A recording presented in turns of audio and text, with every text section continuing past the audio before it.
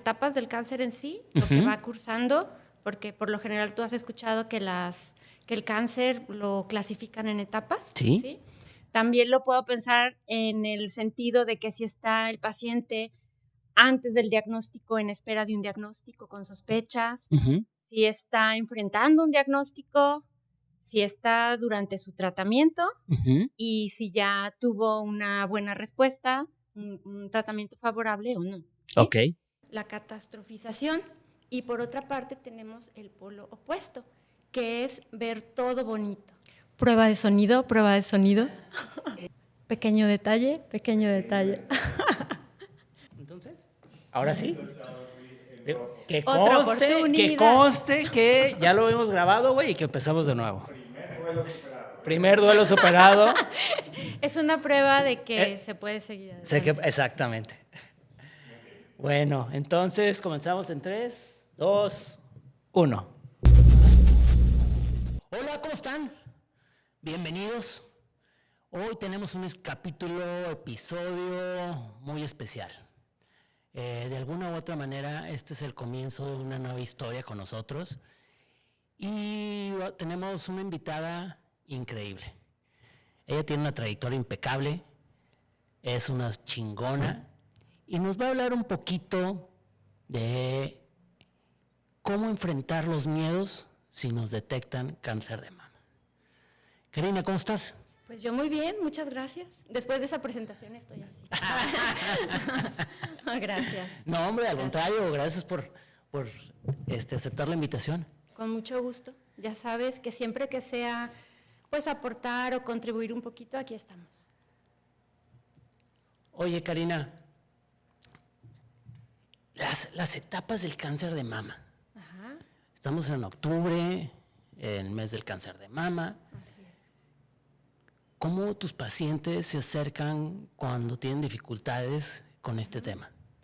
Bueno, fíjate, ojalá se acercaran cuando tienen dificultades con este tema. Ok. Pero ¿qué crees? Que no siempre es así. O sea, los pacientes, aunque saben que hay un apoyo, un recurso para ellos, no todos se acercan, ¿sí? Y eso en muchas ocasiones también dificulta estos acercamientos o que logren tener ese primer encuentro con el apoyo, ¿no? Entonces, hablando de etapas, bueno, si hablas de etapas, lo puedo pensar en dos direcciones, ¿sí? Sí. Cuando me mencionas la palabra etapa, ¿sí? Lo puedo enfocar a lo que es las etapas del cáncer en sí, lo que va cursando, porque por lo general tú has escuchado que el cáncer lo clasifican en etapas. Sí. ¿Sí? También lo puedo pensar en el sentido de que si está el paciente antes del diagnóstico, en espera de un diagnóstico, con sospechas, si está enfrentando un diagnóstico, si está durante su tratamiento y si ya tuvo una buena respuesta, un tratamiento favorable o no. ¿Sí? Ok. Y también lo pienso en cuanto a las respuestas emocionales. Ajá. ¿Sí? En cuanto a las respuestas emocionales que puede llegar a tener el paciente. ¿Sí? Ok.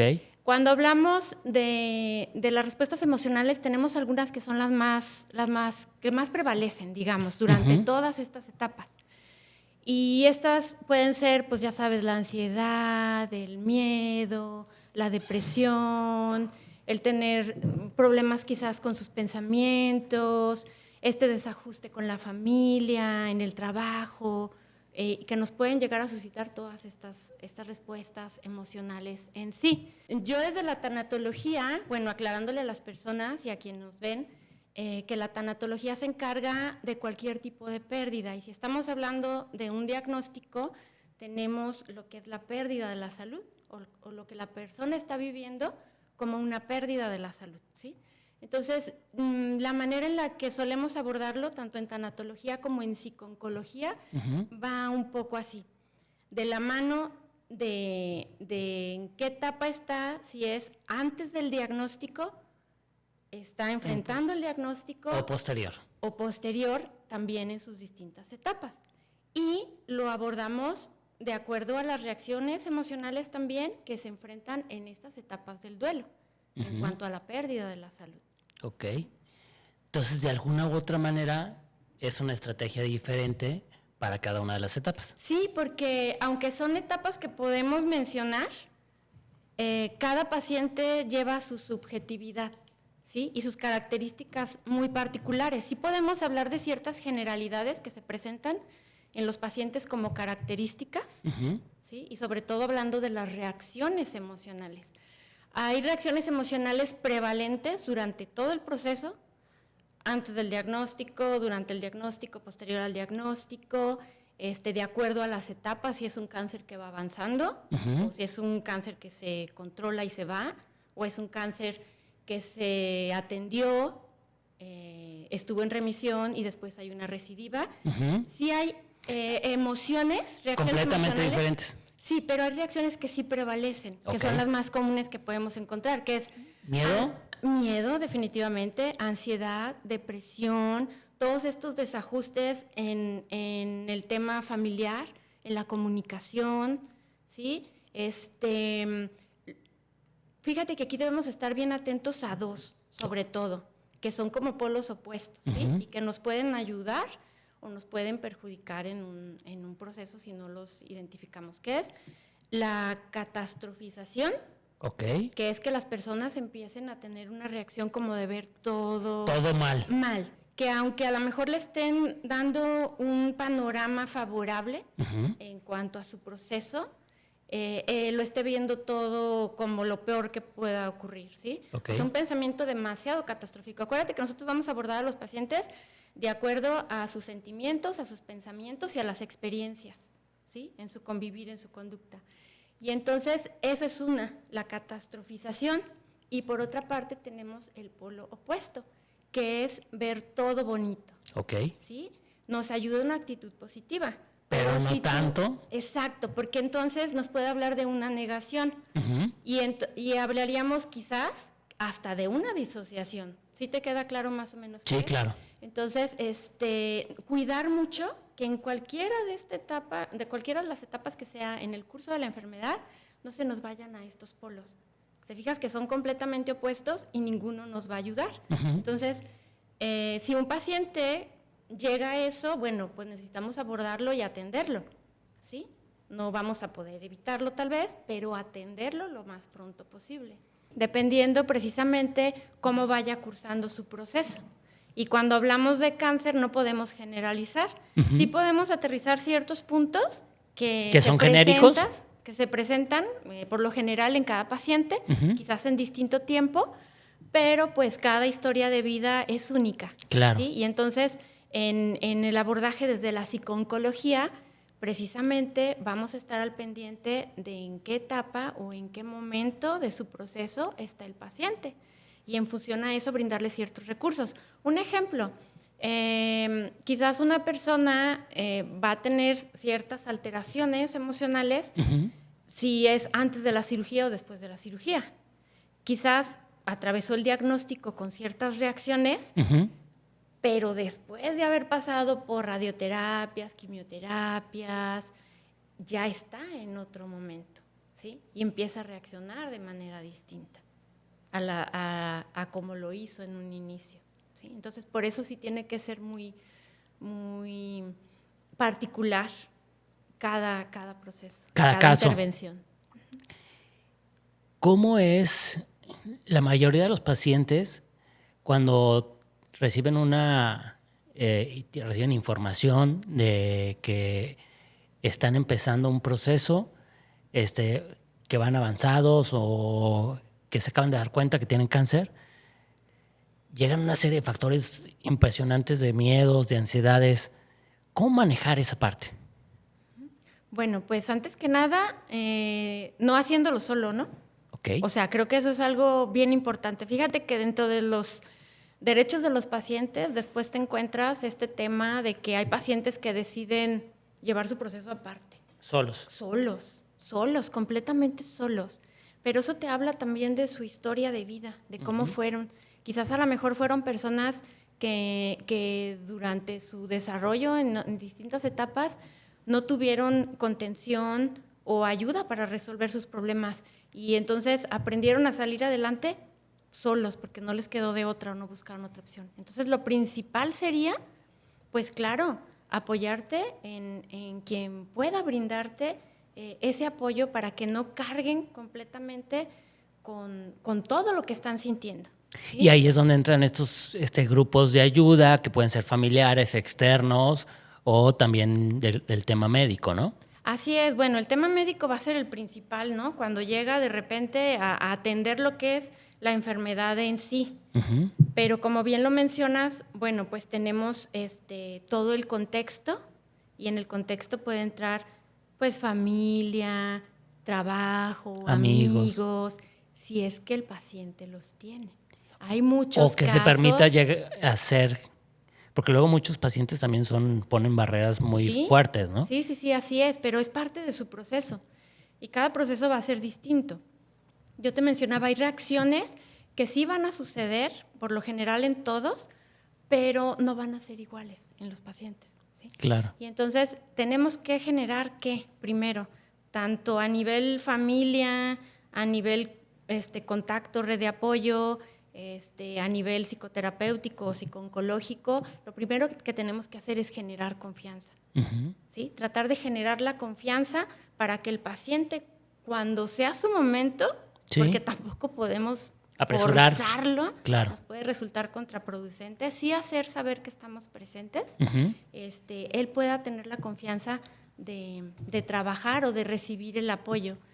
¿Sí? Y entonces los grupos, ya sea tanto de la red familiar como los grupos de pacientes en sí que hay, como grupos de autoayuda, tienen distintos nombres o pueden ser de apoyo mutuo, también les llaman, estén ahí.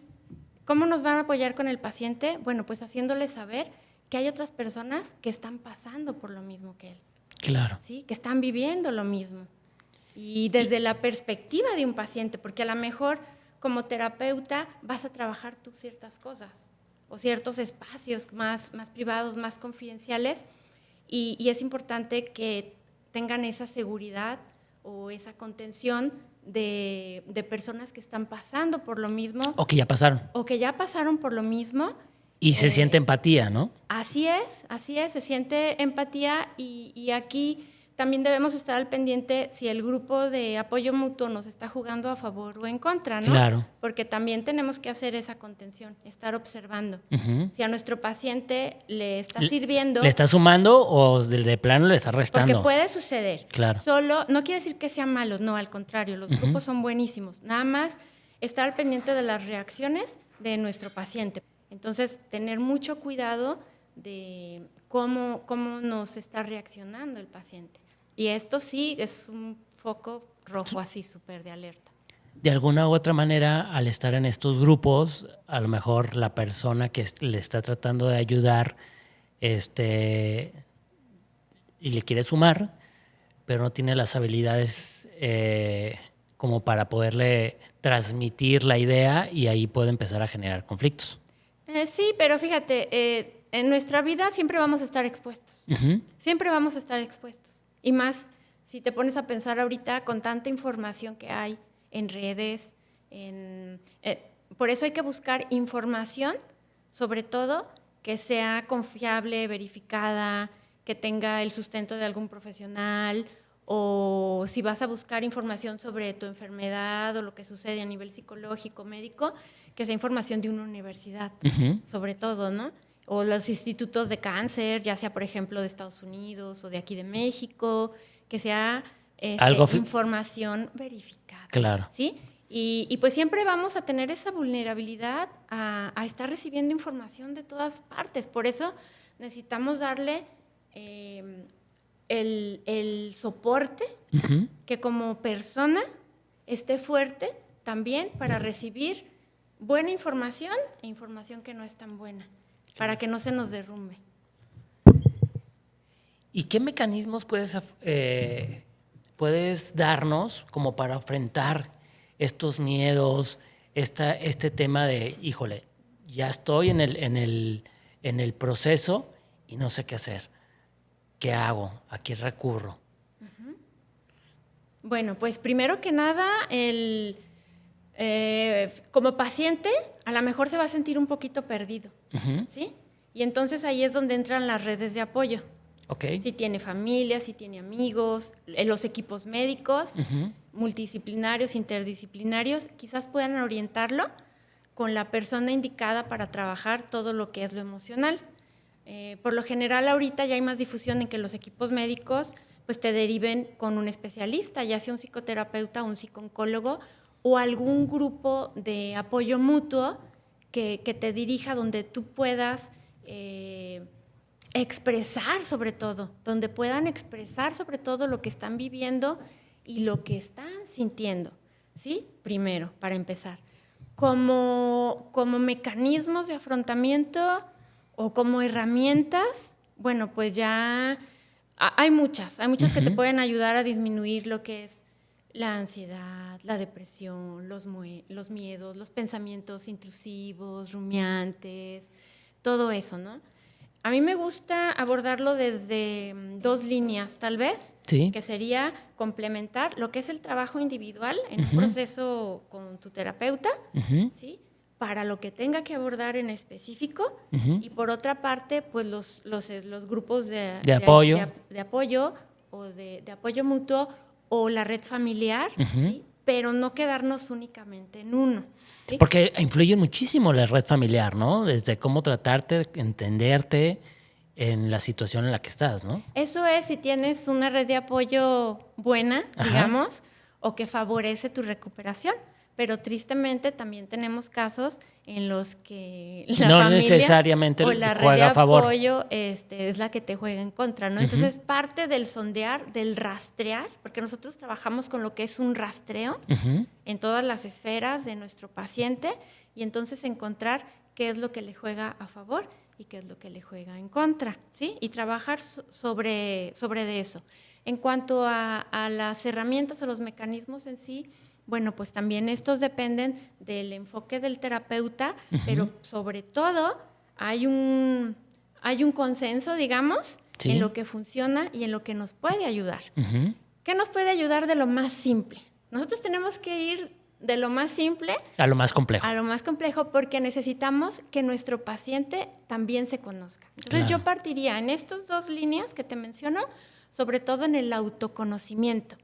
En ese autoconocimiento, precisamente aprender qué es lo que estás sintiendo y qué es lo que sucede después con eso que estás sintiendo. Ejemplo, pueden llegar a conocer sus reacciones a tal grado de saber si se acerca una crisis de ansiedad, ¿sí? O si sus pensamientos ya empiezan a desbordarse y salieron de control, ¿sí?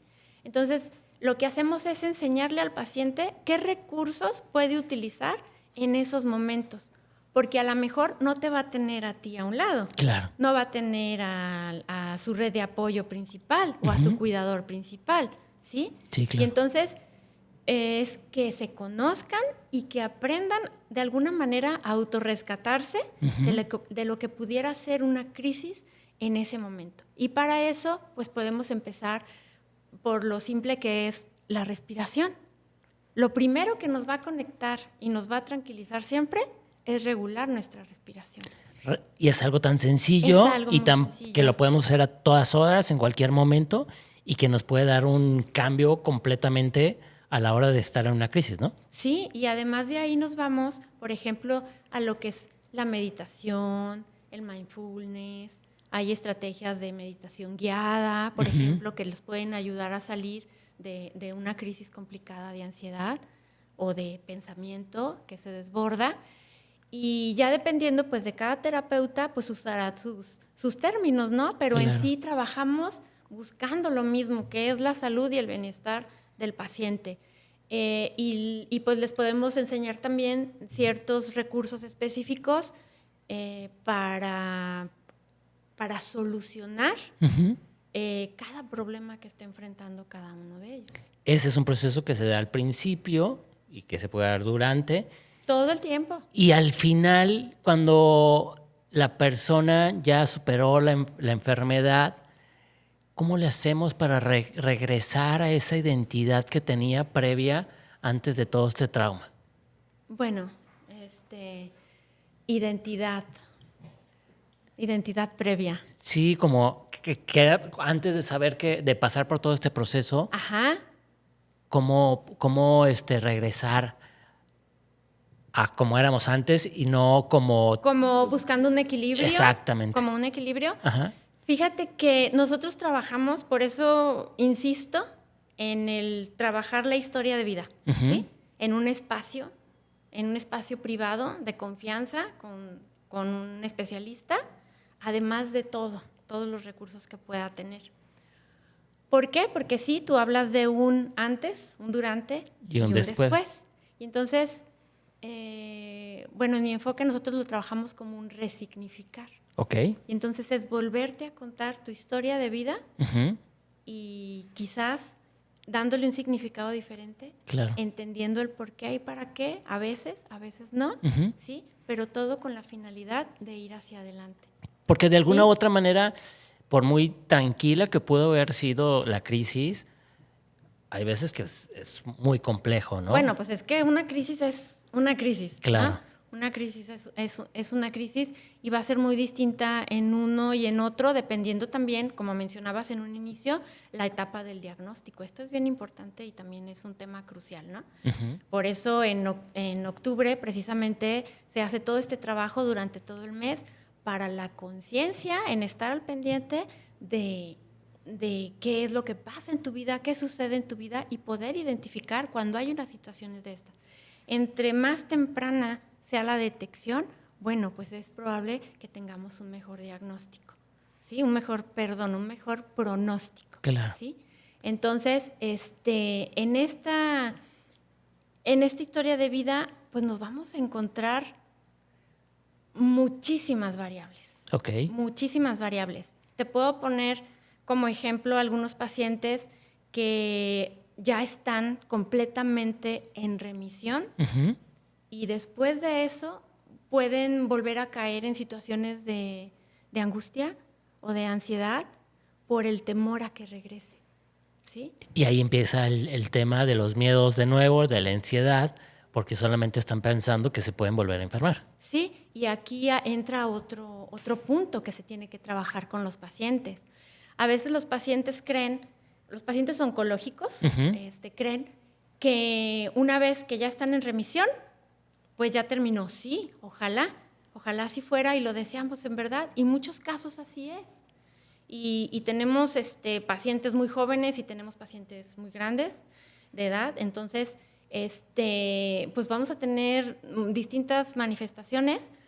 Pero ¿qué es lo que sucede? Que cuando los pacientes les hablan de que toda su vida tienen que estar en vigilancia, ¿sí? Se nos pueden entristecer o pueden entrar todavía a ese tema de la ansiedad de nuevo. Cada vez que tengan que ir a hacerse el test y tengan que hacerse el estudio de ver si regresó o no regresó. Así es. Entonces, si te fijas, en ese camino es un ir y venir. Es un ir y venir. Por eso es importante que el autoconocimiento ¿sí? Y que vayan resignificando su vida en los diferentes momentos, ¿sí? Porque si bien todos sabemos que cuando llegamos a este mundo, pues todos vamos a morir, no sabemos cuándo, no sabemos dónde, pero tenemos en nuestra proyección, en nuestros planes, tenemos una línea de vida por lo general larga, ¿no? Y entonces, cuando llega un diagnóstico como lo es el cáncer, pues los pacientes son más vulnerables a pensar o repensar en todos estos temas.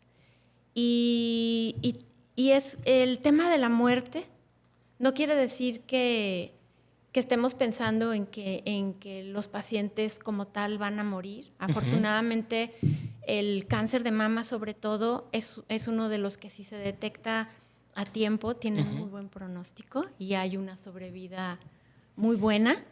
Entonces, sí se vulneran en pensar su propia muerte, ¿no? Entonces, son temas que se tienen que trabajar con los pacientes en los distintos momentos y en las distintas etapas de su proceso. ¿Y qué recomendaciones les podemos dar a los pacientes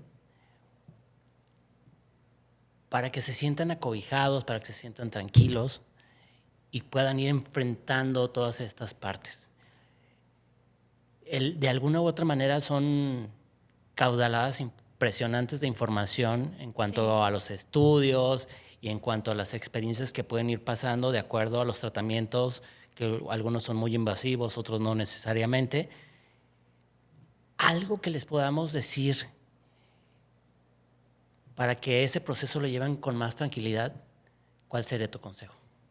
Bueno, primero que nada, el brindarles el apoyo, el hacerles saber que si necesitan de apoyo, hay alguien que está ahí, ¿sí? Claro.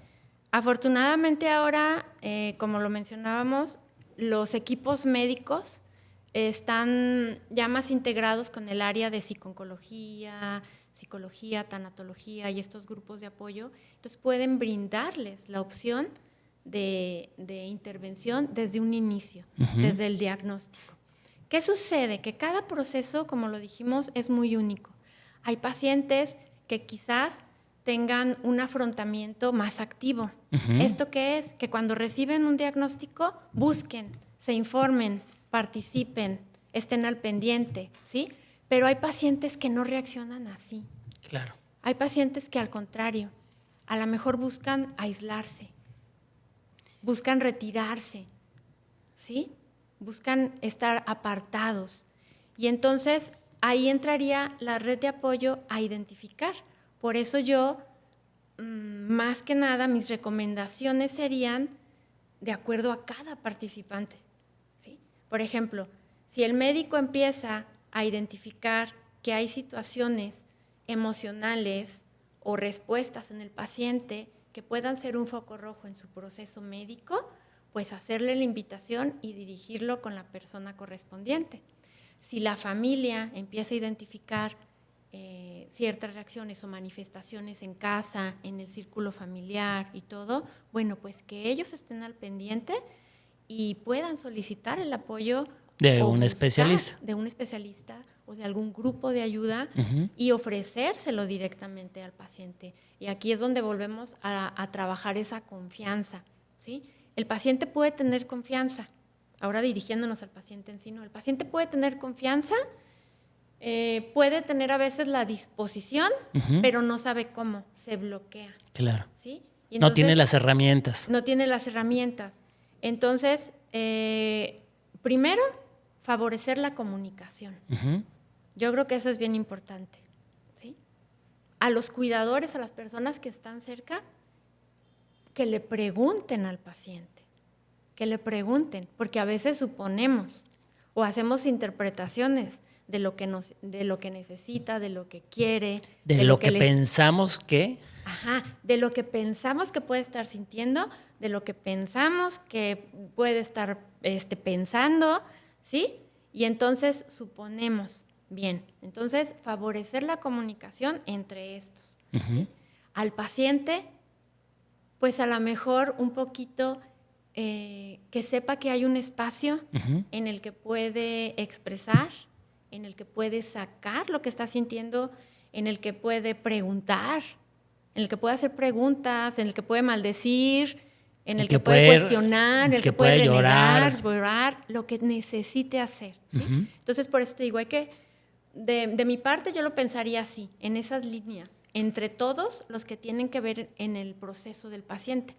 Yo no me puedo como dirigir únicamente al paciente, porque él está dentro de un entorno y de un contexto. Y todo lo que suceda ahí va a tener una relación con su proceso. Ya, o sea, todo lo que él, recordemos que todo lo que él sienta, piense y viva como experiencia en el día a día, va a tener un impacto en su proceso de salud. Y eso es para todas las personas, no es únicamente para los pacientes con cáncer, ¿no? En resumen, creo que lo ideal es tener un mood en conciencia. ¿Estás de acuerdo? Pues sí, sí. Y a ver, platícame de tu programa, Mood en Conciencia. ¿Cuándo? ¿Cuándo? 5 de noviembre. 5 de noviembre. Pregunta. Sí. Pregunta, yo respondo. ¿Cuándo? 5 de noviembre. 5 de noviembre. A ver, ¿cómo va a estar Mood en Conciencia? Bueno, Mood en Conciencia es un espacio que surge con la finalidad precisamente de conectar, ¿sí? Sí. Cuando nosotros hablamos de conciencia, pues es eso, de parte donde lo veamos, con el enfoque que lo veamos, ¿no?